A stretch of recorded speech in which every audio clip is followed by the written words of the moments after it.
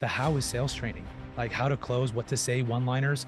The what is the product, the service, the company. If you understand the why, then why is the impact? If the impact is big enough and you believe in it, you're going to sell that. I've always made the joke, I could never sell a Maserati. Why? Because I don't believe in it. So I think for sales, you have to look at the high core governing value of why you're doing it. So I'm divorced, 3 kids, and it's wrecked my life. I've had a lot of failures, a lot of successes in sales. I've realized not filling my cup.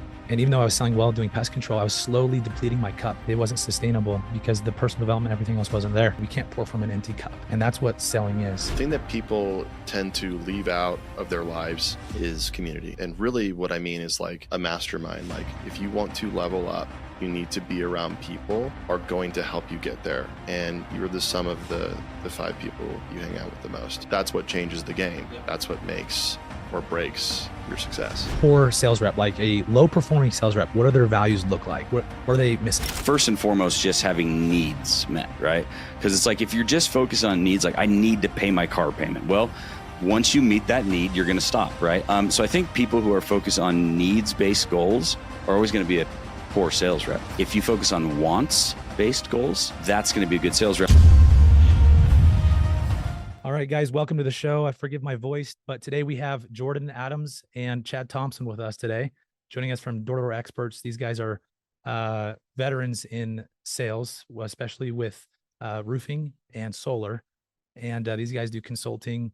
Chad, give us a little background on you, and then Jordan on you as well. Sure. Yeah. So I cut my teeth in sales in door-to-door specifically in 2014. Doing telecommunications, and it was the last job that I wanted to do. Just kind of found like the universe pushed me into this place where it was like the clear option, and did that for a number of years. Found out I could make a lot of money, and more importantly, the closest people to me started to realize like how different I was, and my character changed. More than any job I've ever had, my character changed the most in door-to-door sales. And then kind of moved into like in a good way, bad way, summarizing. We'll go into it. But yeah. So in a good way, or summarizing, right? In an amazing way. Okay, I like in an amazing way. Yeah. So, and then that led to starting businesses, and I recently just sold my roofing company, and it was over 9 figures. Yep. Wow. Yep. Yeah. So it's been fun. Now I get to consult with Sam. I was in Africa with him. He's like, "Why don't you come?" Just teach people how to do what you did. And Sam Taggart for the audience. Yeah. Sam Taggart. So now I get to hang out with Sam and teach CEOs how to do what I did. That's awesome. Love it. Jordan. Yeah, I think I'm the old guy in the room. So I, I cut my teeth in door-to-door actually as an LDS. Well, right before I went on an LDS mission, I sold like pest for like a month, and I was 19. I was like, this sucks. Right. So went on an LDS mission to Michigan and really cut my teeth knocking doors in negative 20-degree weather for 2 years. And from there, sales-wise, man, I've sold a lot of things: blinds and shutters, pest control, some alarms, primarily solar, as far back as 2013, 2014. Worked with a lot of different solar companies, built 2 large-scale solar companies, one a sales org only, an EPC as well. Both doing 70 mil, you said? Yeah. Large companies, large volume. Man, I sold solar back when we were making 150 to 220 a kilowatt. We were talking about this before, where it's like, man, I sold like 23 deals. I'm making like 50 grand this month. And now it's like, that's like 250 grand in a month. So definitely from a different decade or like generation of door-to-door salespeople. And then really got into the personal development side as a CRO, primarily with my reps. I started to do more human development and development of my personnel. And that really led me into creating like a personal development company, primarily focused around mindset and fitness. And so for the last several years, have built up an organization called the Stoic Dad. You run that podcast? I do. I run a podcast, and that's actually how it started. It started as a podcast, primarily focused on Stoic philosophy, which is really the most hard-ass philosophy out there. You have to listen to my podcast. It's not necessarily that, but it is something that draws people to higher levels in their life. And so I started that podcast, and that filtered into Wes Watson kind of dragging me into doing fitness coaching. And then Sam Taggart conned me about 6 months ago to start consulting businesses as well, primarily because of that human development experience. And so a lot of different things that I've been involved with through the years. I think it just comes with age, though. You know what I mean? So as I get older, I just do more things, and that becomes more applicable to clients. Well, dude, what I love with that, Jordan, is like Sam, sales expert, sales genius, comes to you and sees the value you bring with human development. Why? Yeah. Well, so Sam and I have known each other for a long time. We've had a good relationship, and we had done business together. And the story is kind of funny how we got together doing this, because just running my fitness coaching business. And he texts me one day. He's like, hey, I live in Orlando. He's like, hey, I'm in town. Let's hang out. And I'm like, cool, whatever. He's like, I'm 30 minutes away. I'm like, yeah, I'll drive down there and hang out. He's like, hey, meet me at this roofing company. I'm like doing like a consulting thing with him. So I get there. He's like, hey, I'm 30 minutes late. Will you train these guys? And I'm like, yeah, like, what do you want me to talk about? He's like, I just talk about whatever, So I get up and I start talking about this, like high level, belief systems and stuff. And then Sam gets there and it immediately introduces me as, hey, this is your expert, Jordan. You know what I mean? And I'm like, no, and he said this much. And I'm like, hey, I'm your expert, Jordan. You know what I mean? So it was kind of like a thing I fell into. And then we had a conversation and he's like, look, this is the greatest bait and switch in history. Here's what we're going to do. People come to the DDD experts and they just have the expectation of more revenue, more sales, right? Yeah. He's like, but what we're really doing is we're improving them as people. And then as they improve as people, their revenue and their sales increases. I love that. And that's why I'm here. We're going to jive so much on this stuff. Let's actually jump right into that. With sales performance, like how do you actually sustain sales performance at a high level? Yeah, that's good. Yeah, it's a really good question. And I'd love to hear Chad's input on that as well. For me personally, I think that I've always made the joke, I could never sell a Maserati, a new Maserati. Why? Because I don't believe in it, right? It devalues immediately the second you drive off the lot. It's a terrible car. So I could never walk around the lot and be like, yeah, you should buy a Maserati, because there's no belief system in it, right? So I think for sales especially, you have to look at the high core governing value of why you're doing it. So I love roofing actually, because roofing for me always seemed like this old smoky roofer product, right? It's like tar, asphalt shingles, warehouse. Yeah, which it can be, right? Warehouses and cowboys and stuff. But I came to this realization with roofing, and I think this is the best example. What does the roof represent to a customer? It represents safety, peace of mind, protection, their belongings. They're dry during the rain, warm during the winter. It's literally like the protection to the domicile, which is their life. And so it's like when I sell roofing, it's like I'm providing not a roof, not providing a good deal, right? I'm providing protection for this family. To value that correctly and to look at it as that type of a service to them is something that draws you to this whole new level of understanding of what you're doing, where a paycheck is a byproduct of that. If you're focusing on a paycheck, and I always say this, don't sell someone your paycheck. If you go in and it's like, I'm going to sell you my commission, that's what I'm doing here. It's like, number one, you're going to have sales breath, but number two, you're not valuing the correct things. And I would say that the people who struggle to stay in sales long term, they may have that big peak of performance, right? They're out there looking for the old Haitian ladies that they can force to sign a document. But the people who are long term successful are the people who are, I'm here to serve people and solve problems. There you go. Yeah, stop selling, start serving. Just there it is. You mentioned a few things I would love to deep dive with you guys on. I have this breakdown of, have you guys ever read Start With Why by Simon Sinek? Yeah. Okay. It's amazing. If your why is big enough, you'll figure out how. The how is sales training, like how to close, what to say, one-liners. The what is the product, the service, the company.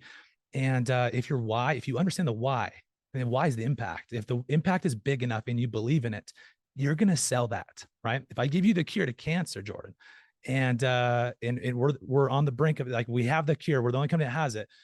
You think we're going to be passionate about that? You think we're going to feel bad, like calling people, getting rejected? People say, no, we're not interested. Are you going to feel bad about it? You're going to pity yourself? No, you're going to keep going. And so I would say that you sell to the degree that you're sold. I love that. Yeah. And it's like, yeah, bad salesman doesn't believe in his product. He doesn't believe in the why. And I think I love the phrase, if your why doesn't make you cry, it's not big enough, by the way. But I renamed the why as core governing value. And that's actually a Hiram Smith thing. Franklin Covey, he named it that. He actually he's like, your why is not a why. It's a core governing value. It's the value that governs everything that you do. And he's like, you will always serve what you value, for good or bad. If it's because there are core values and poor values, right? So if your poor value is sex, drugs, money, cars, notoriety, title, you will do anything to get that, and you're going to reap the consequences. If your core values are service, love, kindness, protection, safety, you're going to do everything you can to serve those values. I love that. And then, it solves so many problems right there. Like when you have that mindset, you don't have commission breath. And there's something amazing. There's a psychology about this. Like when you lean in and show disparity, they lean back, and it's like, oh no. But when you lean out, you're like, I'm good. Like you sign up or not, like they lean in. It's reverse psychology, and it's this buy-in that happens organically. And, you and I both learned this on our missions. And this is a beauty of selling without making a commission, is you learn how to actually sell. And it starts with, we got sold on something that changed our lives, and then we go share it. And I think the problem with the sales industry is they're like, oh, hey, my buddy Jeff made 50K selling pest control. Dude, like I got to get on that. That's such an issue. And it's a job, right? Like, so we got to go make money. But sales is unique, where I personally believe, this is, I'm very passionate, as you can tell, you don't do the job for that. You find something that you believe in, you sell your parents, you'd sell your friends, even if you didn't make a commission. If you would do that, and if they qualify, right? Like if they own a home for solar, right? Then that's a good sign that you should get into that space, right? Yeah. So, tell me more about personal development. Like how does personal development play a role in sales or maintaining a high level of selling? Yeah, that's Chad. I feel like I'm stealing all the answers here. Do you want to chip in on it? Just enjoying the ride. Yeah, I think that like personal development for me is like as a business owner, I don't think that like I owned a roofing company, and I think that like these solar companies, pest control, like we don't own companies that do that. We own personal development companies, and that's like the coolest part of our job, is that we get to bring somebody in who doesn't have character, who's young, maybe just lacking in skill set or perspective. And we get to like take them to this whole nother echelon of like themselves, their higher selves. So that's like the most rewarding thing for me, is to be able to take a rep who's brand new, who's never knocked a door in his life, and doesn't really have confidence or the ability to talk to people, and then see them like, a month or 2 months or 3 months later, just slaying it at the doors. Yeah. It's like, there's no greater feeling than that. Yeah. And also not only leveling up in their career, but like they start to have better relationships with their family or their spouse, or it's a ripple effect, friends, or it all goes full circle. Yeah. How you do one thing is how you do everything. So it's really neat to like be at the Christmas parties and see like their families and their friends, and like everybody's just like enjoying the hard work that they put into it. And it's like every year it's like that person's like a completely different human being. So I love that. Well, Chad, but just to chip in, I love that. I feel, so this is what I noticed. So I'm divorced, 3 kids, and it's wrecked my life. I've had a lot of failures, a lot of successes in sales, and a lot of failures as well.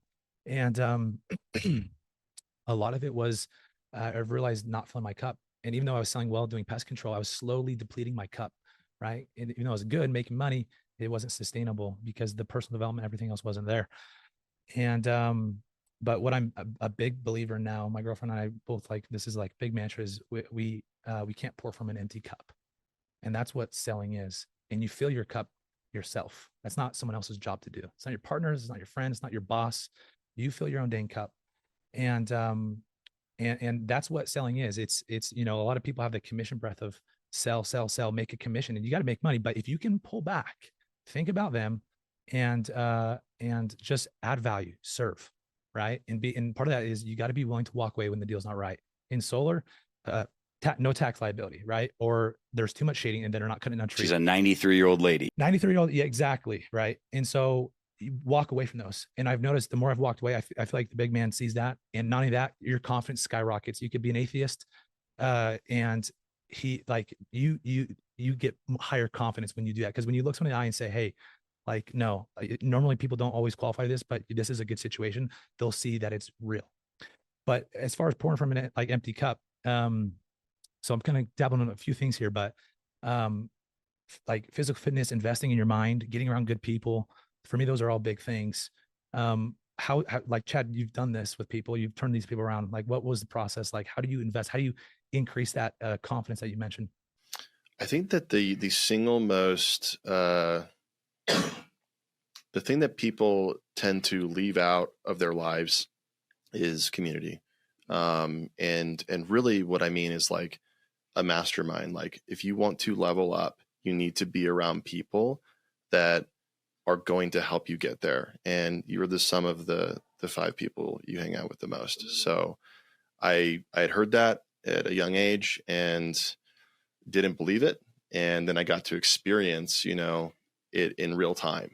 And when I started to get around people that were experiencing the kind of success that I wanted in my life, and it started to happen in my life, it almost gave me the chills. You know what I mean? It was like one of those, because I didn't listen to my parents in a lot of ways. I was like kind of an interesting kid. And it took me many years to like fail over and over and over again to start saying, maybe, some of these things that people are saying are right.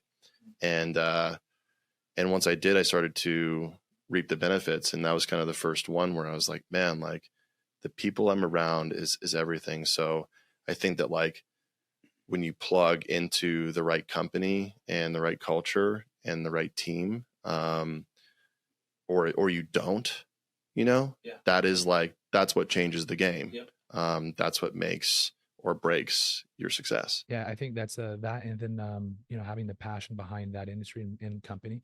Definitely. But then the people, that's so huge. Yeah, that's so huge. Can I chip in on the personal development piece? Yeah. Something you said kind of brought up what I was reading this morning. I read a lot of Stoic philosophy. I was reading Letters from a Stoic by the philosopher Seneca this morning while I was on the treadmill. And tell me how you do that later. Yeah. Well, I was just walking on the treadmill. Yeah. I don't do a ton of cardio. But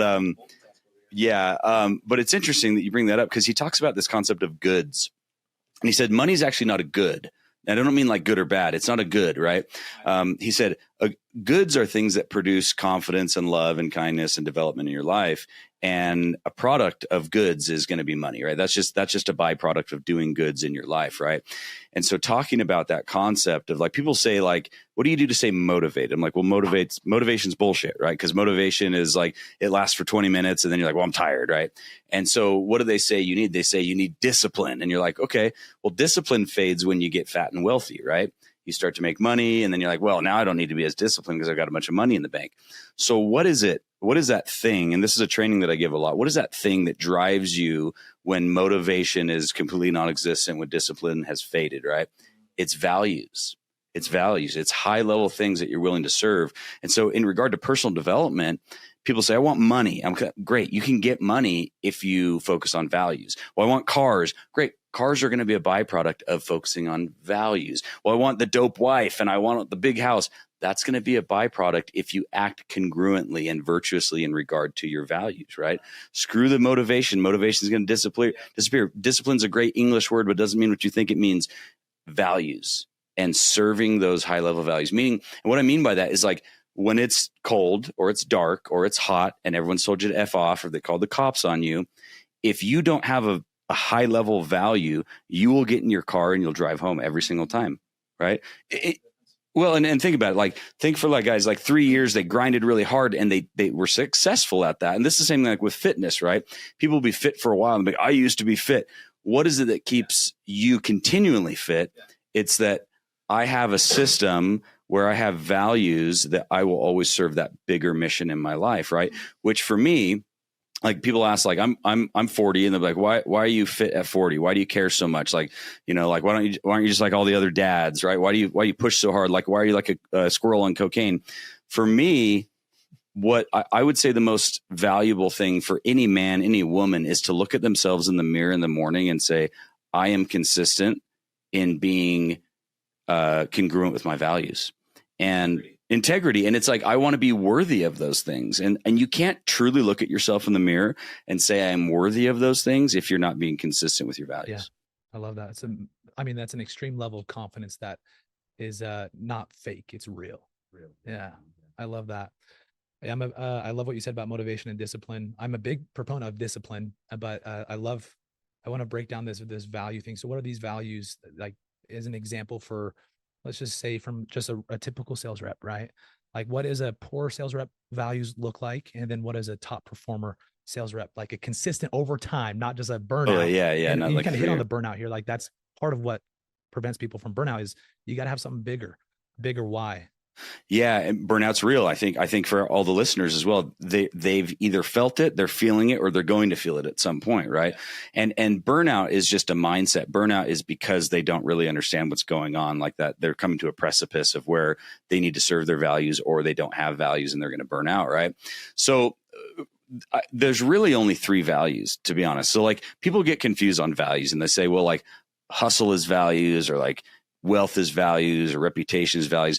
No, those are just names we put on values. The 3 big values are peace of mind, protection, and prestige, right? Peace of mind, protection, prestige. Prestige meaning that worthiness, right? Look at being able, like, I was telling Chad about this on the way here, proving to myself that I am the high level person. That I got kicked out of 2 schools by the time I was in 7th grade, expelled from high school, was supposed to be a statistic of the state, like I served a mission, but when I got home, my dad was like, I thought I'd see you in 3 weeks. You know what I mean? So proving to myself that prestige that I possess in myself. Protection, meaning that I the people around me that I care about. Right. And then peace of mind, like having sustenance, the needs, the basic needs met, but even going beyond that, right, to where it's like the basic wants met, right? And so you can put whatever name you want on those, but it's always going to represent one of those 3 things. One of those, interesting. And I think that's what you have to boil it down to is like, okay, so Socrates, which we know who he was, right? He was a Greek philosopher, right? He's famous for the Socratic method, and what is that? It's asking why. Yeah. Define that. Why? Why? So I'll go into a company and I'll typically do this in my first meeting with sales reps. I'll ask the sales manager, I'll be like, well, what do you value? They're like, well, or like, why are you here? That'll make money. Why? Oh, it's drawn a blank. Yeah. Well, or they'll say like, yeah, well, so I can have freedom. Why? Because, I love my family. Why? Yeah. What does that mean? Right. And we always draw it back to some level of protection, peace of mind, or safety, right? Yeah. And prestige. So if you can boil it down to that, then you can really expand what that vision looks like. So for me, I keep on my phone here, if I can turn it on here. How do I turn my phone on? I keep what's wrong with my phone? No, it's fine. I have my vision board on my phone. That. Right. Yeah. I keep my vision board, my fitness. I have the Copenhagen Symphony. We go to Copenhagen often. TED Talk, not TEDx, TED, where they actually invite you, right? Yeah. Being debt free, education, food, Christ, all that stuff. And I keep that top of mind to represent those values. So I don't ever really get stuck in the like, this is just about money or this is just about a car. Like I drive a Tesla. My wife drives a brand new Defender. We have a beautiful house. Like we have money. But none of those things are the values themselves. They're just the byproducts of the high values. Yeah. Mm-hmm. I love that, man. What was like a poor sales rep, like a low performing sales rep? What do their values look like? What are they missing?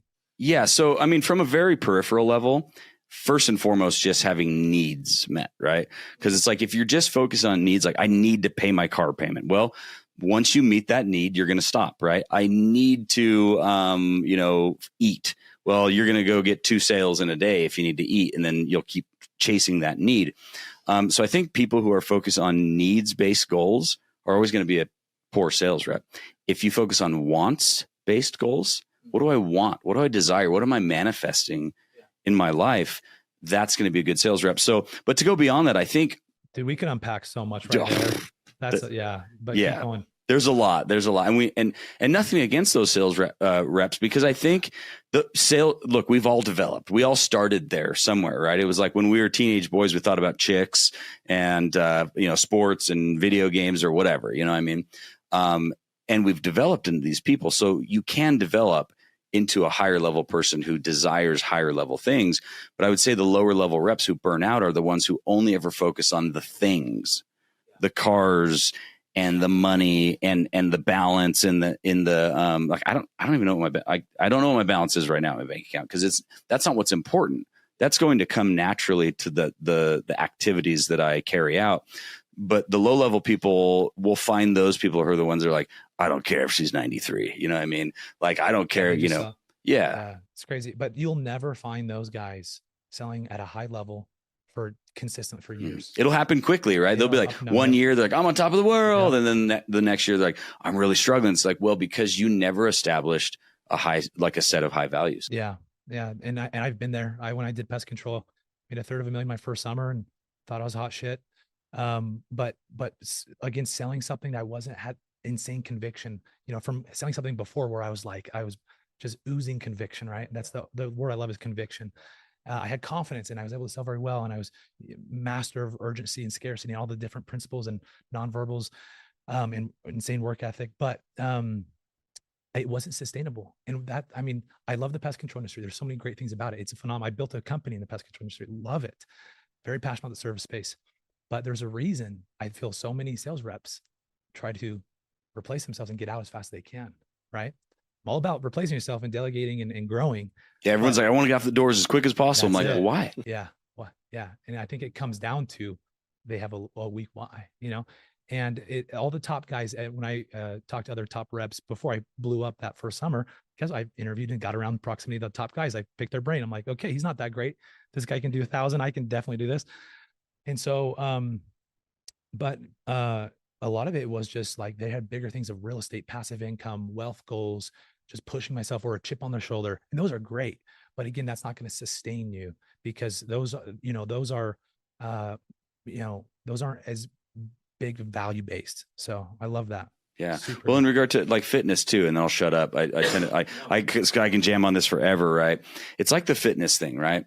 And there's a guy, Al Granum. I don't know if it's actually Al Granum in the insurance industry who said this, but the common denominator of success. Okay, there's a pamphlet out there, and it says that successful people are willing to do the things that unsuccessful people are unwilling to do. Right. And so what it really comes down to, I love fitness as an allegory for this, because it's the hardest thing to actually do. And here's why. Look, we all want dopamine to solve our problems, right? And we're gonna have sex with it, we're gonna smoke it, we're gonna drink it, we're gonna eat it, right? Most socially acceptable thing to do is to eat it, right? So we do a hard day on the doors or a hard day in the office. We go home and we're like, oh, I'm gonna eat a bowl of cereal. And no one's watching me, no one's keeping me accountable. When I'm out in the doors, even there's some level of accountability. Here, there's not. So one of the benefits of teaching nutrition and fitness is like, no one's watching you. No one's keeping you accountable. This is going to stress inoculate you against some of the hardest things you're ever going to do by going home. And instead of engaging in the food, saying, I'm going to keep my commitment to myself.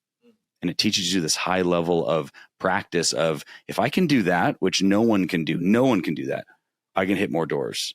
Well, not only that, as far as a persuasive ability too, when you keep commitments to yourself, when you look somebody in the eye and tell them like, this is going to happen, they feel it. They're like, two people can say the same thing, and whether they're trained on paraverbal communication or not, it doesn't matter. It's not about the how, it's about what's the person speaking it, right? You can't use the dark psychology on somebody to be sincere. And that's, it goes back to the idea of like, are you looking at yourself in the mirror every morning and saying, I'm keeping my commitments? Because you can't lie to yourself. Yeah, exactly. Yeah. I love that. Okay. So let's talk about these top performing reps a little bit. Well, on this topic, and I'm going to got you in the spotlight here. I love this, Jordan.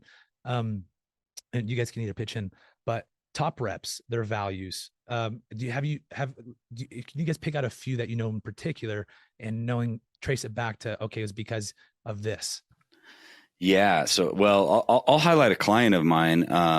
His name's Billy, and he works for a company called Nolan's Roofing out in Orlando. And he was actually a mid-performing rep when we first got together. Okay. And we had this conversation. I took him into a room and I said, what do you value? Like, what's the core governing value? And we kept asking why, and it got down to the worthiness and his daughter, and like what he wanted to create wealth because he wanted to be able to give his daughter this next level life and really show his daughter what a next level person was, because he knew he would set her up to be a next level person. And I always tell men, especially who have daughters or sons, I'm like, your daughters will marry you and your sons will become you. So what the hell are you doing? Right. And so we had that conversation, and I said, let's put a number to it now. What does that number represent? What do we need to purchase that opportunity for you? And he's like, I need to be able to do $500,000 a year. I'm like, great. What does that look like? And he's like, well, I need to do, about 21 builds a month to be able to do that. I said, what does that look like in a weekly basis? Nice. He's like, this many. And I said, great. What does that look like in a daily basis? Like, how many do you need to sign daily? So I need to sign 2 every single day. Okay, great. you have data on the doors. How long does it typically take you to go out and sign 2 contingencies to prepare these for jobs to build, right, in roofing? He's like, well, probably about 2 hours per, well, let's call 3 hours. I'm like, great. So how many hours do you need to knock every single day to go out and create 2 contingencies? He's like, well, 6. I said, great. Now let's go back to the why, because you can boil it down to the 6 hours, but what's going to make you knock 6 hours every single day? And he's like, oh, that personal worthiness, the family, the freedom, and showing my daughter what type of man I want her to, to marry, and the type of person I want her to be. And now he's doing almost triple the amount of contingencies consistently, and he's on track for that $500,000. How does he do it? Is he actively like on the phone to like you? Like, how does he remind himself of that stuff? Yeah. So what helped in the beginning, because I love this guy. So I kind of bugged him really hard in the first little bit. I'm like, Billy, where are we at, bro? I was like in Tahiti. I'm like, what's going on, man? And but yeah, we got down to the 13-year-old girl level, and I helped him create his vision board. I'm like, put this on your phone, because top of mind is always going to be in front of vision, right? And like, keep looking at it. I'm like, what do we do all day? We effing look at our phones, right? Yeah. So he put that on there, and then it just became second nature because of the intrinsic feeling of like being like, I'm awesome and valuable, and I'm hitting these numbers. And that's, and we've even gone through little slumps where it's like, wow, I'm like, no. Let's get back to the lead generation and signing, as many contingencies as possible. And so for him, I think it's really been coaching him, and it's not like he didn't know this before. Like when we hear this, go ahead. Keep we going. coach people all the time, right? Yeah. And it's like they're like, oh my, I'm so one of my coaches is Dave Meltzer, who's an amazing. Dave is awesome. I was with him down in Miami, and he said something to me, and I was like, Jordan, you're an idiot. Like you've known this. It's been in there somewhere. How did he just brought it out and kind of like brought it to the front of my vision? So like with Billy, it's just like I just had to like here.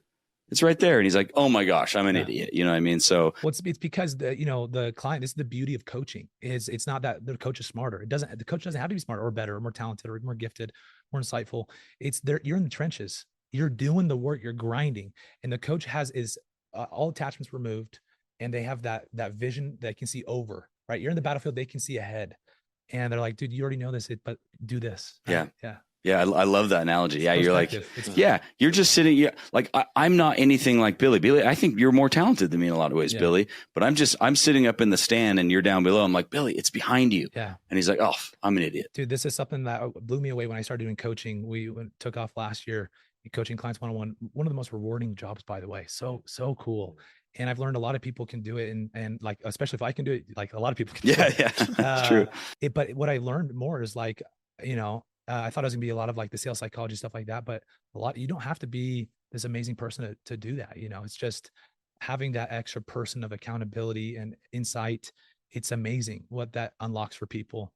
And a big passion for me and what we're helping build. And I love that you guys do this, and we might be able to work together in some regard. But so many sales reps don't do coaching. They don't invest in themselves. You see guys like us and entrepreneurs investing like hundreds of thousands of dollars. Like I pour more money into myself than I do into real estate and anything else, because I know it's going to have a bigger ROI. And, but if salespeople could only see that, and they get scared about paying for a coach or something like that. But if they could see the vision, how do you think people could get into like getting the experience of a coach to help level them up? Like, what do you think is like a limiting belief there, or how do you guys help people with that? So sell me on coaching. Yeah. So you're a great person to talk on this, actually. Yeah. Well, we saw that need as well. Yeah. And we actually designed an entire program called the League. Okay. That we're going to be launching full blown at D2DCon this year. Let's go. So beforehand it was for CEOs, which is how I met Sam. I got into the circle, the CEO mastermind. And just blew up from there. My company 3x'd in 2 years. And even my team was like, this is amazing. Like whatever you guys are doing, this is amazing. But there was no place at the time, at least within D2D experts, for our reps to go or our leaders to go. There were certain events for sure, which were incredible, but Sam Taggart saw the need, and we designed an entire platform for leaders, for reps, and for people that are just like, maybe I'm interested in doing this. You know what I mean? To kind of like give them a path to progression in terms of like we want them to be in the circle someday. Like we want you to, maybe if that's your thing, you know. I also believe that like you need to know who you are. You know what I mean? Like, and I think this is something to kind of speak on an earlier topic, but people get burnt out because they're doing something that doesn't align with who they are. There you go. Yeah. And I've seen so many people that are just not an ops guy or a sales guy or a, you know, something, and they're doing it, and it's like they're forcing themselves every day in and day out to do something that they just weren't meant to do. And so I think it's really important to know, like, are you meant for this? You know what I mean? And I think that like all three of us can confidently say like we know what we were meant to do. And that's what like hopefully we're teaching these reps and leaders and even CEOs, like what is your calling? Because that's the thing that's really going to drive you. I love that. That's so awesome. I'm so You said that so much better than me, man. Like I was like, when you said that, I'm like, well, duh. See, he's coaching me, right? Yeah. But the league is like that's the new evolution of like our mastermind for leaders, for reps, for all of you guys out there, to be able to have the mentorship, the coaching, the you know, the guy up on the hill saying go left, not right, you know. Well, guys, I think it's so cool. Like, obviously, there's a lot of person about just talking out before the podcast for a few minutes. I'm like, okay, I have an idea that where this is going to go. And so a couple things. One, I want to talk passion, skills, opportunity. It's the hedgehog concept by Jim Collins, studying all the top businesses, which ones blew up, which ones didn't. And the hedgehog is right in the center of all three of passion, skill set, opportunity. So bad opportunity, like flyers. Good opportunity, social media, right? Good opportunity, solar, like high paying, or maybe like a telecommunications sales job, bad opportunity. Passion, something obviously you believe in. We don't need to explain that. But then skill set, you know, are you good at that job, sales, right? And so if you can align all three of those, people just sometimes just look at the opportunity, mostly just look at the opportunity and the company. And then, but if you can get behind the passion, the people and the product, that's huge. But that's the hedgehog for salespeople. This leads me to another point. Sorry, I'm trying to connect that with another thing. Salespeople are entrepreneurs. Do you guys agree? You work for yourself, but you have a system that's already completely different to entrepreneur and salesperson, right? I mean, there's a lot, but it is, you have a system and a product that's already set. You just need to get clients, get in front of people and put the product in front of people, right? And entrepreneurs do that and plus build out everything else out. But a lot of things are similar. And if salespeople can start thinking like entrepreneurs in this regard, with the hedgehog, with their time, with personal development, investing themselves, coaching, they'll get a similar ROI. I've noticed that for myself. And part of my story I'll share with you guys real quick. I was doing solar last year, making $20,000 a month. And then I invested in myself, went all in.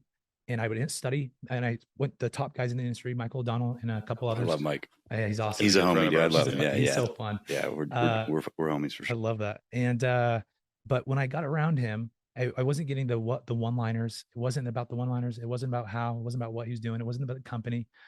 I was able to duplicate what he's doing right here in very difficult state to sell, and 10x my income from 20K to over 200K a month.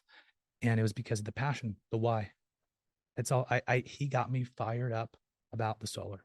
He helped me understand the scarcity, the urgency behind it, the things are going away.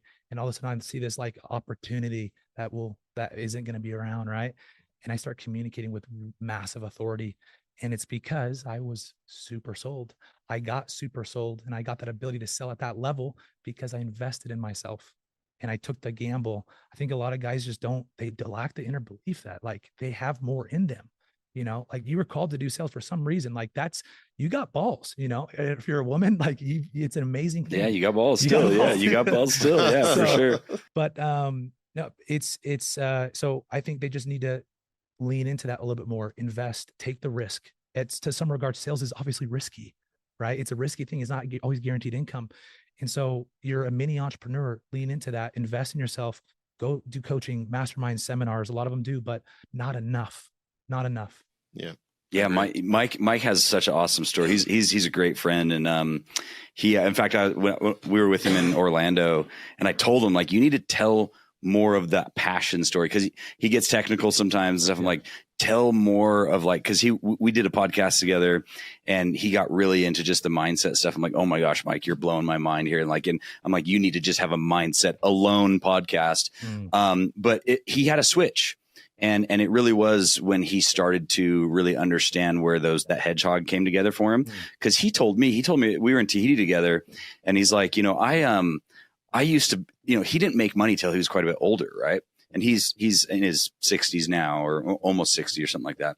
But he was like, I used to think that I was doing well when my kids couldn't qualify for the free lunch at school. Like I was doing enough. Yeah. I make enough money to where my kids are like, like they're not too poor. Right. But then when passion and skill set and the other one, opportunity, came together for him, that's really when it so. And the reason I bring that up is like, look, a lot of guys, maybe they're listening. They're like, dude, I don't really know how to get there. And maybe I've had success and now I'm not having success. Mike was literally in his 50s when all of a sudden it like clicked, right? Or it's like, I love Ian McKellen, who plays Gandalf or Magneto. Wait, hold on. Let me. Yeah, sorry, go ahead. Yeah. On Michael O'Donnell. He's making probably over $1 million a year doing solar. So easy. Just that's all I need to say. Yeah. So, easily, right? Just on the sales side alone. His own sales. No reps. He does. Yeah. Not to mention the business. I love Mike, man. Yeah. Mike and I are kindred spirits. But Ian McKellen, who's an Oscar award-winning actor, multimillionaire himself, he had been a stage actor up until his 60s. And then all of a sudden in his 70s, he's like, I'm going to go play Gandalf. And now he's Gandalf and he's Magneto and he's, I don't know, and every other, you shall not pass, you know what I mean? And he's a multimillionaire now because he didn't give up. Right. But I think for different people, I always look at it like I'm 40. I'm like, man, when I was 20, like your age, when you figured it out, it's like, oh shit, I wish I would have been the hedgehog then. You know what I mean? So if you're listening, listen closely, find a way to connect those dots now and do exactly like Nick did, where it's like, dude, like find a way to get to that level where you can put those things together and you're going to find that passion for sure. Dude, everything we both know, the compound interest isn't just with money. It's even more so with investing in yourself and getting into around the right opportunity. So that's well, and I think too, just finish up that point, because this came into my head. It's like, I think like you made a really good point. Like it didn't, that conglomeration didn't come together. It didn't fall in your lap. You had to go look for it. You're like, look, I went and studied the top performers. I read the books. I invested in myself. So I think a lot of sales reps or entrepreneurs in general are thinking like, okay, I'm waiting for it to fall out and hit me in the face. You know what I mean? It's like, you're not going to find the hedgehog unless you're out searching for it. You've got to invest in it and look for it to find it. And again, like you see, if you were to just Google or YouTube, how can I go from 20,000 a month to 100,000 a month in sales? Or how can I make $500,000 a year in sales? Everything you're going to see on there is tactics on training. And this is what I get fired up about is that's not how you do it. Yeah. No. You do it by getting sold on yourself and on what you're selling. That's it. That's so true. That's it, man. Well, and I think that it's about putting yourself in the right opportunities, but like you said, like those typically come to you. Yeah. So it's good. Like if you're in sales, you already understand this principle. You got to you're starting in the right place, because like, especially if you're in direct sales. I mean, don't get me wrong. Like I sold Verizon in a store. I sold Rosetta Stone at a kiosk in the mall. I've done stuff where like people come to you, but it's very different than direct sales. You know, direct sales is kind of like, at least for me, was the first job where I'm like, wow, like I am an entrepreneur. Like nobody's necessarily telling me like how to manage my time, like how many, you know, they gave me a little bit of boundaries or guidelines, but for the most part, it was up to me, and my success was up to me. So it really put me in a position to like start to build those skill sets. Like even before the podcast, we needed another chair. It's like, we just go get the chair. You know what I mean? Well, the mic stand too as well. Yeah, the mic stand. Yeah, we got stabbed into a cactus right now. You know what I mean? So like, and I think that like for me, being an entrepreneur, whether it's like when I was a rep or owning business, whatever, like I think they're the same thing in a lot of ways. It's about problem solving. So like you get paid to solve problems. The bigger the problems and the more volume or quantity of problems you can solve, the more you get paid. So I think that like, that's what makes me good at what I do, is like, I may not necessarily like get juiced about certain things in sales, but I love solving problems. And to me, that was like, how I could use my strengths to be good at sales. And Chad, you look for problems. Like you're the guy who identifies them. Yeah. Hold on, let me hit on this real quick. I'm the liability guy. Let me geek out on this with you. So on salespeople and entrepreneurs, this applies to both. Average salespeople or just good salespeople are good at problem solving. Master salespeople are phenomenal at problem finding. They identify. People aren't aware of the situation, but they can, through questions, through listening and empathy, they can find and see where they could be. This kind of leads me to another thought from going back to mission experience. Sorry. We call him a dry Mormon. He doesn't drink coffee. He doesn't drink alcohol. He's in on it. He's on his way. For other reasons. He's doing better than me. Yeah. But on my mission, before I went on my mission, okay. And for those of you who don't know church missions, you go in 2 years, pay to be there. Yeah. And you're just teaching people about Christ with the mission to basically get them to quit smoking, stop drinking, just help change their life, bring them to family. Get them in the water. Yes. Get them in the water. Dunk them. But I remember hearing a talk about the most successful missionary ever in like Europe, and they'd never baptized out there. And so I'm right before I leave on my mission, I'm like, I'm listening. I'm ready. Tell me the secret. And he said, the mission president interviewed him, said, tell me what you're doing. What is different? And he said, every time I look at somebody, whether they're smoking, whoever they are, I don't look at them in their current state. I look at them and who they can become after they changed. So if you have that ability to have that lens and see people, see opportunity, see business, not as it is, but as it can become, you have that gift to communicate at a different level. It's manifestation, right? Can I tell a story real quick? Please. So it's kind of twofold. I don't know if we have enough time for it. I was thinking about Rick and biological equilibrium, which he talked about, which is an amazing principle. You could do a whole podcast on that. But you got to get this guy on your podcast. Dude, Rick is the G. He's like an astrophysicist, roofing owner. Like, it's incredible. But we were in Tahiti. We took the Circle, which is the high level mastermind in the D2D ecosphere, to Tahiti, which Mike is a member of that. So Mike was with us there. But when we first got in there, if you don't know who Sam Taggart is, of course, most of you do. He's the CEO and founder of DDDU, DDD Con, DDD Experts, high performing door-to-door sales, the whole thing. And one thing about him is we do these trips and he doesn't necessarily love to plan everything, right? He likes things to kind of naturally develop, right? And the problem with Tahiti is we had 75 people there. So there weren't a lot of things you could plan. One of the things he wanted to do there, he's like, I want to take all these 75 people out into the wilderness and do a 24-hour food fast and word fast, meaning a vow of silence, and then do 8 hours of pure meditation in the forest, in the mountains, right? You couldn't find a place to do that. It doesn't exist in Tahiti. So the first day that we're there, Sam's like, all right, let's go figure it out, right? And so first we go to the LDS chapel and we meet some people there and we're thinking some stuff is developing. But Sam and I kept having like this impression. We're like, we just need to drive into the mountains to find this hike first where we're going to do this thing. And so it's towards the end of the day. We still hadn't got out there and we're like, look, let's just go. So Sam and I and Sam's wife, Dee, we just take the car and we start driving up to this waterfall that I had identified on a map. And we take a wrong turn and we start going up this mountain and we come up to this place called the Rainbow Park. And it's way up in the mountains in Tahiti, right? Like totally local place. There's no tourists that go here, right? And so we're like, well, what's this? Let's turn down this road. And as we're driving down this road, there's an old Defender coming towards us with a bunch of kids in the back. And there's this French guy, because it's part of France, who we later identify as this guy named Manutea. And he's like, what are you guys doing here? And we're like, oh, we're and before we could finish, he's like, you're American? Hard stop. No. And we're like, look, we're just looking for a place where we can host this Look, guys, I got to take these kids down the mountain. It's going to take me 30 minutes. If you're still here when I'm back, great. We'll talk about it. If not, go ahead and leave. It's not a big deal. So we drive down into this park. It ends up being like an adventure park, right? He's got like catapults. He's got a 9-hole putt-putt course on the side of this mountain in Tahiti, ropes course, all this stuff. Everything that we were looking for, because we were going to do a survivor's game before that. And then you can sleep on this golf course, right, overnight.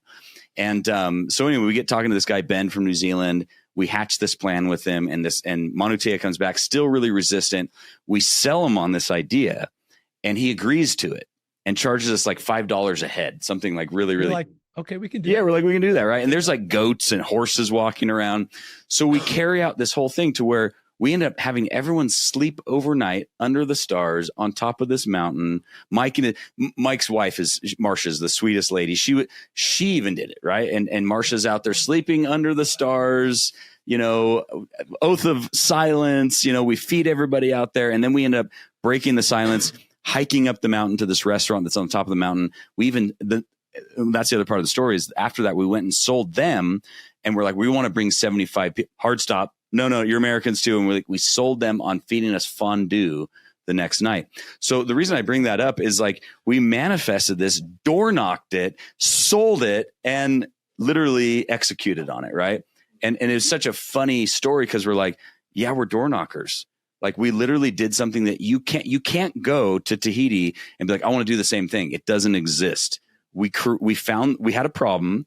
And we found buses to take us up, which no one on the island would take us up the mountain. And the whole story there is like, we went and searched for a problem. Sam created the problem, right? It was like, well, I want to do this that no one else can do. Yeah. And then we found solutions for it by door knocking it and manifesting it. I love that. Dude, we're hiring a lot of people and growing with our company. And the thing I look for A players is, do you solve problems? Do you act like, if you come to me to ask for it, I'm not interested. You're a B player. But this applies for sales. This applies to any job, is problem finders and problem solvers. I love that. Oh, the last part of that story, though, by the way, is that I slept at Monotea's house last night that I was there. We became like great friends. Are you serious? Yeah, Jake, actually, who's like our director of training. Yeah. We both stayed at his house. Like he's coming to my house and he's flying out and stuff. Like literally, this guy became my best friend. You know what I mean? From literally just taking the opportunity to not be afraid to go into that darkness and that chaos and be like, let's just manifest this. Oh, I love that. Well, dude, we're on this topic of entrepreneurship, salespeople, the kind of the symbiosis there, the correlation. One thing I've noticed is I've delved more into entrepreneurship the last like 4 or 5 years of my career, graduating from sales to entrepreneur, was leveraging my time. And that's been my big obsession. And looking back, I wish I knew this earlier. Selling was how important your time is. We're talking about time versus money. They're both important, but time, you can't get more time, but you can get more money. And but with this, how does this apply to salespeople and business owners? Business owners are obsessed about duplicating themselves so that they can work on the business, not in the business, and increase revenue and grow it, right? And so you need people to help you assist in tasks so you can be doing higher level things, the things that you're called to, the things that you're good at, right? And so that move the needle. And but if salespeople can understand this principle, this mentality, that there's things that you can even hire out, right? As far as we could deep dive on time management if you guys want, but there's things I've noticed. If you're making at least $100,000 a year, I think step one to double your income is, well, other than hiring a coach, investing in you, would be to buy back your time and realize, okay, I think for especially door to door, any type of sales job, there's minor time and major time. Minor times, taking notes on prospects, thinking about prospects, planning, goal setting, even making calls, door knocking. Major time is one thing. It's time in front of the prospect. And so how can we get more time in front of that prospect? And we're doing a lot of the back end fulfillment, like the client success. I'm all about client success management post sale, right? But that can be someone else that does that. And in fact, they can probably do it better. Is assembly line. Henry Ford invented it, so delegate. And so I think a lot of salespeople could implement this system of delegation if they knew that principle, that, hey, you don't have to be a millionaire, a multimillionaire running a business to delegate and hire things out. You can do it at even $80K a year. And it's probably what's going to help you get to that next level. Yeah, absolutely. I mean, I think Chad's an evil genius on this, by the way. He's an evil genius on this. Kind of my thing. Yeah. Being an ops guy. I think that so Brian Tracy's like one of my favorite, authors. And one of the first books that really changed my life in this, realm is Eat That Frog. So, which is all about like prioritizing, task management. And I think as salespeople, this is like easily like the weakest link of their character, which I totally agree with you. Like when you get to that point, financially, you really should just do what you do good and delegate the things that you kind of suck at. You know what I mean? I do that all the time. You'd be more fulfilled too. Yeah. Like I used to mow my lawn. In fact, I love mowing my lawn, but like, it's just not worth my time to do that. Like, it's like way not worth my time to do that at this point. You know what I mean? Because opportunity cost of the gifts that you've developed that God's given you that you could be blessing other people with. Absolutely. Yep. So I think it's important to like stick to that. But like on the Eat That Frog note, like it really taught me, and I don't use like the exact like A, B, C, D, E, you know, method. I do eat that frog, like taking care of like the hardest, worst tasks first thing in the morning, knocking out first. It's funny. My wife is like totally opposite. She's very effective too. So find your method, you know what I mean? Find like what works for you and your character. But that one like just stuck with me. And I literally like, I live off of my calendar. My calendar is my boss. Cause you'll find is, you know, as an entrepreneur, like you may not have someone breathing down your neck. In fact, in most cases, if you're good, you don't. So, but you need someone telling you where to go, when to do it, you know, what to do. Like, so my calendar is that boss. And then inside of that, I have lists, you know, started off like when I first read the book with handwritten, like, all right, here's my to-do list for today. And I would highlight my A's, which are A's are, you know, if I go on a vacation for 30 days tomorrow, what do I have to do today? Or it's going to, you know, fall apart. So highlight all my A's and so forth. And one of those is D, which is delegate. So like, and I think E's is like, don't do it. You know what I mean? Like, don't just forget about doing it. So you may think that you need to do it, but you actually don't. So that really helped me with like figuring out, you know, where do I spend my time, money, and energy? Which are the things that like, that's where I'm going to get my, you know, the ROI is like where I'm putting those things. And it just put it all into perspective and helped me to put those things in the right places at the right times. Where do you think somebody can start?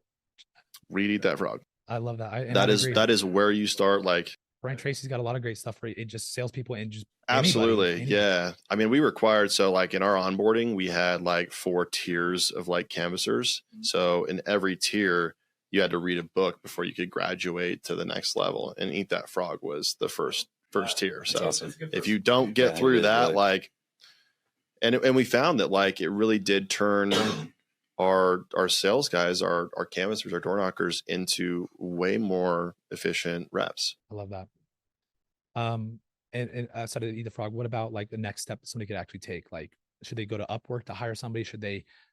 I think that's huge, actually. You know, I hired from Upwork. Sam was like just talking to me about it. And as he was talking, yeah, done. Yeah. You know, I mean, yeah. And because there's so much, I'm logged in. Yeah. There's good foreign labor, in the Philippines or in Jamaica. Fiverr's another great one. Yeah. Fiverr's another great one. Yeah. I mean, like my wife, even just from like her perspective on like the domestic side is like even just like grocery delivery for her. She's like, I'm high level. I got kids, you know, I run a business, you know, same thing. Yeah. Yeah.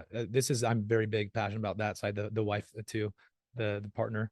Oh yeah. Because can they do it? It's not responsible. Everyone has their own different beliefs, but I don't think anyone needs to be doing that. Like if they want to be with their kids or they want to have time with you elsewhere, like just pay somebody to do groceries. Yeah. You know? Yeah. My wife's actually way better. I tend to be more stubborn, more prideful about stuff, you know, let's just go to Walmart, but she's a coach, you know, we have 3 kids. She's in great shape. She invests a lot in herself, massive personal development junkie herself.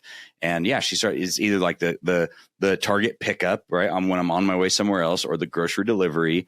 And what's funny too, is like, I'm good with my time, but our emails today or text today were a great example. You know, he's like, I can't leave until everything's done. And I'm like 30 unread text messages. Well, that's low like for me. I'm like 500, you know what I mean? Like I had a client who's like, I haven't heard back from you. I'm like, I missed your text, you know? So I was stressing at 83 last night. Oh man. Well, talking about time management, the reason I have that is I will not respond to a text till I know I can read it and focus on it. So that's kind of like an accountability thing for me. Like I will read like the first line. If it's not somebody, and Ed Milet talks about this, like where it's like, it's okay to be like, this is not an important text message. I don't need to respond to this. Do you leave the read receipts on, Jordan?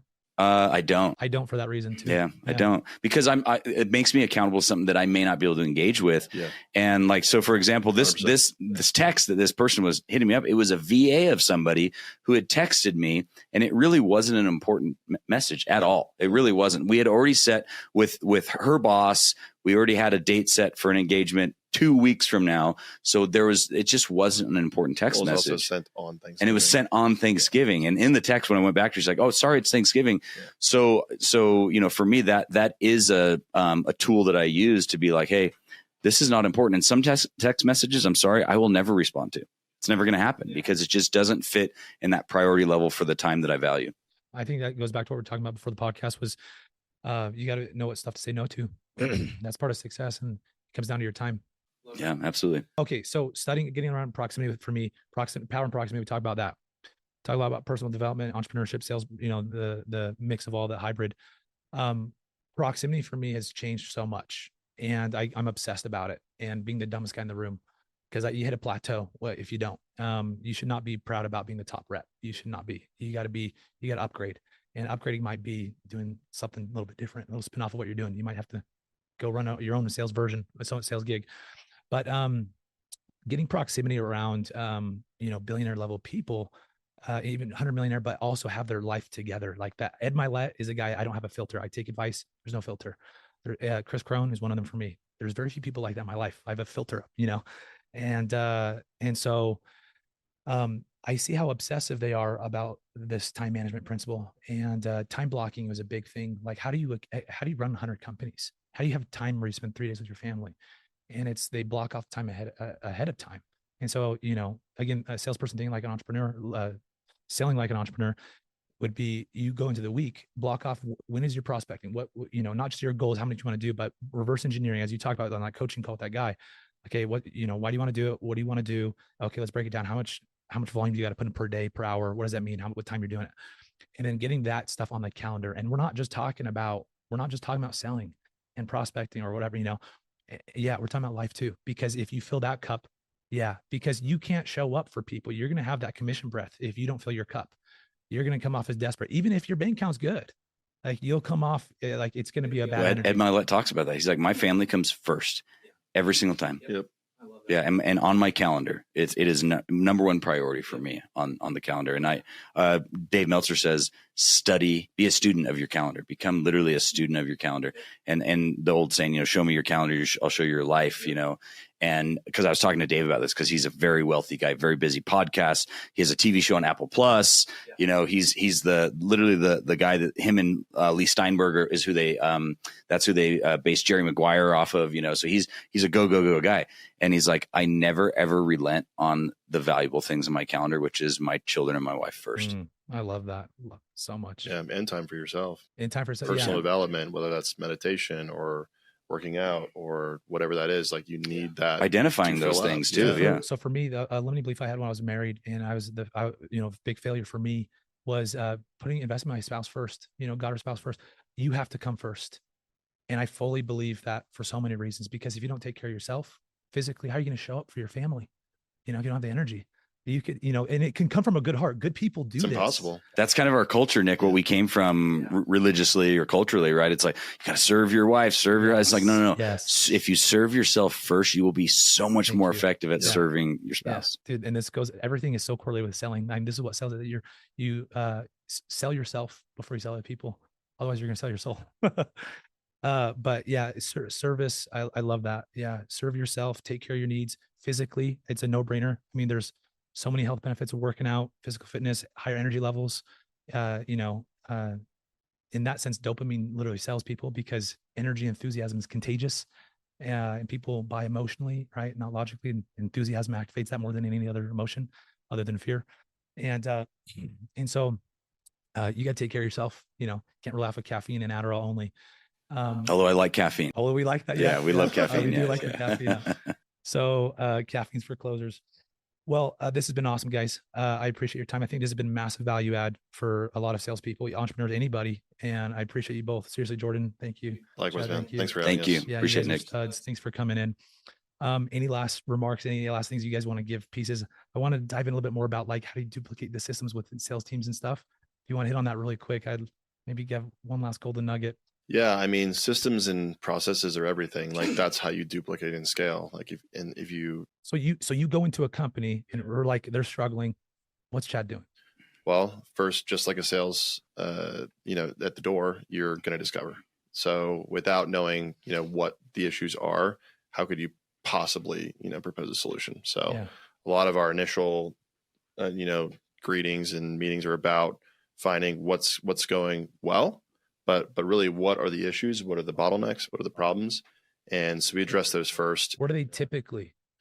Typically they're systems. In my experience, like at least a lot of the clients that I work on is they don't have them, or the ones that they do are, kind of half-cocked or not well thought out. And, I think a lot of, contractors in my space just, are contractors. And then they're like, well, I should just do this on my own, and they start a business. So the problem with that is that they never educate themselves on how to really set up and run a business to where they can be business owners. So they always become, they're trapped, you know what I mean? By the business. And a lot of them that wears down the human soul more than anything I've maybe ever seen in my life is trying to run a business without systems, It runs you don't run it. Well, all of the pressure, if all the pressure isn't falling onto a system, it's falling onto people. And typically the owners that we're running into they don't know how to delegate. So it's falling on them, and they're broken. They're, like I've seen, and I've been in similar situations, maybe not quite far down the scale, some of the people that I get to consult, but I get it. I get the feeling, and I know because I've made the mistakes of not having the right systems or not delegating when I should have. But those are the biggest problems that I see. And then, diving into like, okay, how can we set up just a few simple things to make your life easier? And a lot of the time it can be done in like a day. You know what I mean?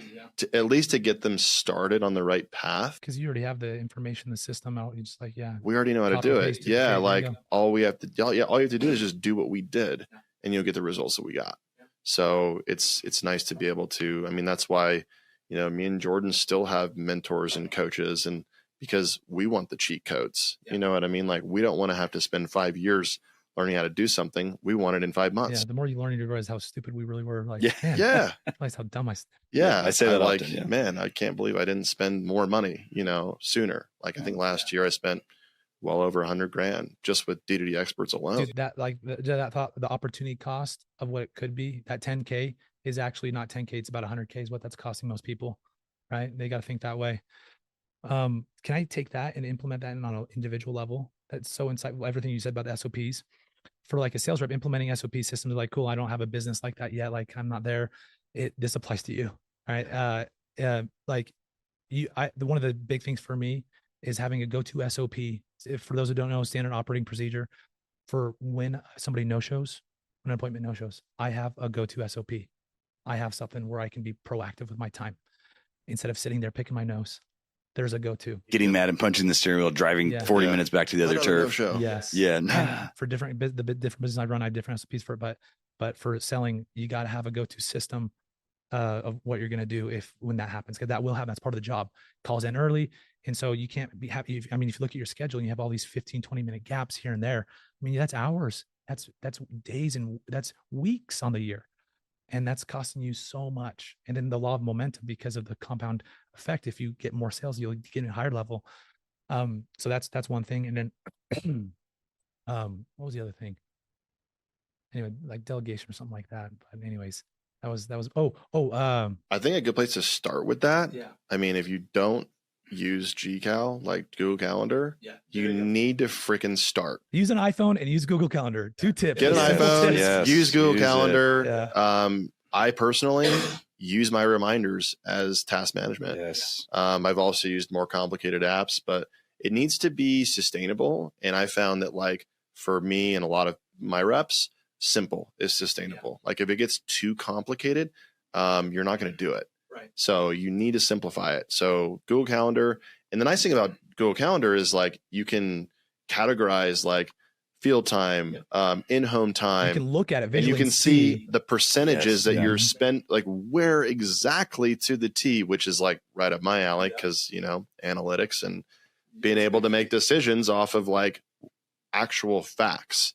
You know what I mean? Not the way you feel. Because as salespeople, we feel a lot, you know, and we're like, well, I think I'm doing good. I feel like I'm doing good. Well, let's look at the numbers, right? Like, let's look how many doors you knocked, or how much time you're spending in a home. You know what I mean? So Google Calendar was a great place for me to start, and a lot of our reps to start, is like, just track what you're doing so that you can know like what to adjust, where when your to time's adjust going. it. Where's your time going? I do, Google Calendar. So I do this to hold myself accountable to where my time go. It's like every slot, color coded, color coded by org thing. Yeah. So I can say, okay, 20% of my time is going to this business. Salespeople, you got SDRs, you got closers, you got different types of setter closers, you got different roles, right? And a lot of people do a hybrid, and that's great. I've had great success. I've made multiple 6 figures per month doing a hybrid. But here's the thing is, this still applies to you. There are certain parts of being a sales rep, all right, that you can still delegate out, not just on the customer fulfillment, client success, but pre-sale, or even like setting up in a prospecting, right? You can delegate that out, door knockers or cold callers. If you're phenomenal at building rapport and just like you win people over, like you should not be setting appointments. I love setting, I'm all about it. But you need to hire that out, because you need to use that gift at the max level. If it's 50% of your time, dial it up to 80 or 90 or 100%, and your income will 2 to 3x. So anyways, again, guys, this has been so awesome. Jordan, any last inputs or anything? Yeah, no, I mean, just to say that, you know, Chad and I are kind of yin and yang. He works primarily with solar companies wanting to add the roofing offering in their organization. I work specifically, which I kind of fell into, you know, really with roofing companies that want to have a solar offering. And we definitely have the secret sauce, right? And it's not a pitch, but maybe it is a pitch. Look, roofing companies all fantasize about wanting to sell solar. None of them can figure it out. But there have been so many times I've walked into a roofing company. Day one, they're like, we've never transacted one solar contract. And I leave the next day with 3 to 4 to 5 deals on the books, transacted, signed, ready to go, because we have dialed in the process that works. It's not anything like what people think it is. But the reason I bring that up is like, look, if you listen to this podcast and you want coaching, training, development, an LMS, the league, you know, come see us. Join the league. Join the league. Come to DDDCon, right? Hit us up, or don't join the league, and you know, continue to be. Find us on Instagram, you know, at Solar D2D Expert, X no E in there, and roofing D2D Expert. Right, hit us up, you know what I mean, and we're happy to point you in the right direction. You know, obviously Nick has wealth of knowledge as well, but you know, we're all here. We're sitting in these chairs because we want to serve people and help people and make them successful. You're definitely on the right podcast. Yeah. If you're trying to up level, like this is the one. Thanks, guys. I appreciate that. And we talked about this before the podcast about the abundance mindset. I've had very high level, like very successful people, and then mediocre. And then the information they share and the willingness to collaborate, is the differences there are massive. And so I'm all for this. I love this. You guys have known, I go to experts in every space to suck their brain and implement. And if they've done it faster than me, I go to them. So you guys even have value for me to have that I'll probably be talking to you guys about after as well. So yeah, and I've got referrals for you guys as well too. Yeah, so great. Excellent. But again, thank you guys so much. Where can they find you guys on Instagram? Experts, DD Experts. Yeah, at the D2D, or at D2D Experts, or the D2D Experts. D2D Experts. D2D Experts. You can find us through Sam Taggart's Instagram as well too. We're always kind of tagged on there. Or the D2DExperts.com as well is a great way to get hold of us. Yep. Thank you guys so much. Appreciate it. It's been great.